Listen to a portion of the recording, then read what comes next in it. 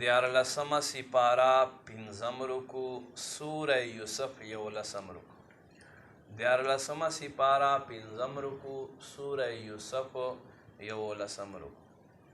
بسم الله الرحمن الرحیم. ولما فصلت العیر، پس وقت چې قافله له مصر نه جدا شوه، قال ابوهم، وی پلار د دوی یعقوب، انی لاجد ریح یوسف، بیشک از ضرور د یوسف خوشبو محسوس کوم، لولا تفندون، که تاسو ماته دا ونه وایئ چې دی له حد نه تېر شوی دی. قالو تالله، دوی وی په الله مو دې قسم وي، انک لفی ضلالک القدیم، بیشک ته په هغه پخواني حد نه ورتېر شوي محبت کې پروت دی. فلما ان جاء البشیر، پس وخت چې زیری ورکوونکی راغی، القاه علی وجهه، هغه کورته کمیس یې ده په مخ واچولو، فارتد بصیرا، دی سترګو وال شو. قال الم اقل لکم، دوی ما تاسو ته نه وی، انی اعلم من الله ما لا تعلمون، بیشک الله هغه شانونه ما ته معلوم دی چې تاسو ته پته نشته. قالو یا ابانا استغفر لنا، وی ای زمونږ پلاره ته مونږ ته معافي وغواړه ذنوبنا ګناهونو زمونږ، انا کنا خاطئین، بیشکه مونږ خطا کار یو.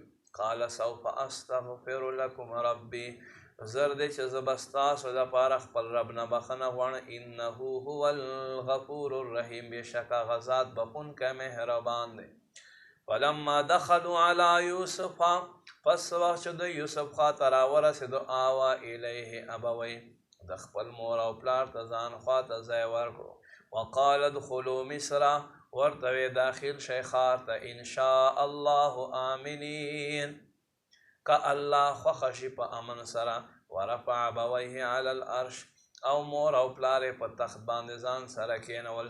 وخروا له سجدا، او ټول دته په سجده کې پرېوتو. وقال یا ابت هذا تاویل الرؤیا من قبل، ای زما پلار، دا زما هغه خوب دی چې ما مخکې کتلی، او قد جعلها ربي حقا، زما رب بیشکه هغه ثابت کړلو. وقد احسن بی، زما رب په ما باندې احسان وکړو، اذ اخرجنی من السجن، ادا چې زه د جیل نه بهر کړم، وجاء بکم من البدو، او تاسو یې له کلي راوستی، ومن بعد ان نزغ الشیطان بیني وبین اخوتي، او وروسته دی چې شیطان زما او زما وروڼو په منځ کې ناچاکي کړې وه. ان ربي لطیف لما یشاء، بیشکه زما رب کومه خبر چې خوښه شي اسانه کي. انه هو العلیم الحکیم، بیشکه هغه علم حکمت وال دی. رب قد آتیتنی من الملک، ای زما رب تا ماته سلطنت راکړو. وعلمتنی، او تا ماته علم راکړو، من تاویل الاحادیث، د خبرو انجام خیل. فاطر السماوات والارض، پیدا کوونکی د اسمانونو او د ځمکو. انت ولی فی الدنیا والآخرة، ته زما کار جوړونکی په دنیا او آخرت کې. توفنی مسلما، ته ماته مرګ راکې په اسلام په حالت کې. والحقنی بالصالحین، او ما قرب خاص والو لایق کې. ذالک من انباء الغیب نوحیه الیک، ای محبوبه دا د غیب خبرې دي چې مونږ یې تا ته وحی کوو. وما کنت لدیهم، ته دوی خواته نه وې، اذ اجمعوا امرهم، څه وخت چې دوی خپل کار پوخ کړو. وهم یمکرون، په داسې حال کې چې دوی سازش کولو. وما اکثر الناس، او اکثر خلق،